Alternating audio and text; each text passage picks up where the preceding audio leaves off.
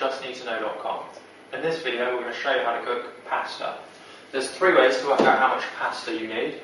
One is to weigh it, but of course you probably might not even have scales. Another one is just do it by handfuls. About one handful is 50 grams, so you need 2 handfuls. Depending on the size of your hands, you may need 3. Or you can just use a mug, which tends to work all the time. To cook pasta, you bring the kettle to the boil, like so.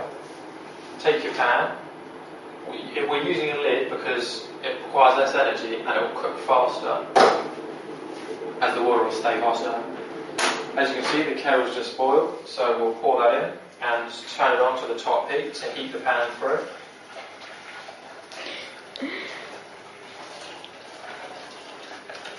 There we go. We put the lid back on to ensure it will heat, to keep the heat in and make the pan heat up faster. This does mean you have to wash up a lid, but if you're paying for the electricity or the gas, it will save you money. Whilst you're doing that, take your pasta and either do it by hand or pour it into a mug. Don't worry if some falls onto the side. You're going to be cooking it for about 12 minutes if it's durum wheat, which is what this is, or 14 to 15 if it's whole wheat, because whole wheat takes longer. As you can see, the water has now come to the boil, so add the pasta. Remember, it's 1 mug per person, so if you're cooking for 2, 3, 4, add more mugs worth of pasta. And now, stir the pasta to stop it from sticking to the bottom. Otherwise it will stick and it will burn slightly, which will mean it will be very hard to get off.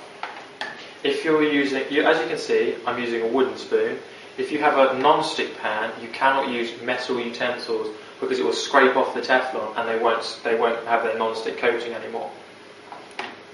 Whereas if you have just a normal pan, you can use anything you like, but you might get scratches, which means dirt can stick in there. As you can see, it's come back to the boil, so we'll put the lid on and leave it for 10 to 12 minutes, depending on personal taste. So the pasta's almost done. As you can see, it's now a lot bigger than it originally was, and it's a slightly lighter colour as well. So to try it, we're just going to take one bit out, move it around a little bit. This cools it down, makes it a lot nicer to taste really than a really hot one. It's quite soft. And it's slightly al dente, that's how I like it. So there we go. And I'll take it off.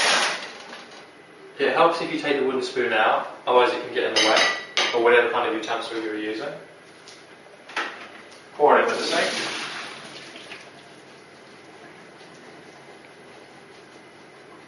Drain the pasta. Now with pasta, if you're not going to eat it straight away, you can either put some olive oil over it or a bit of butter and mix it in. This stops the pasta from sticking together and makes it a little bit creamier, especially if you add butter. As we're going to eat it straight away, we're just going to add it straight to the bowl. As you can see, this bowl is slightly raised at the edges. It's a pasta bowl.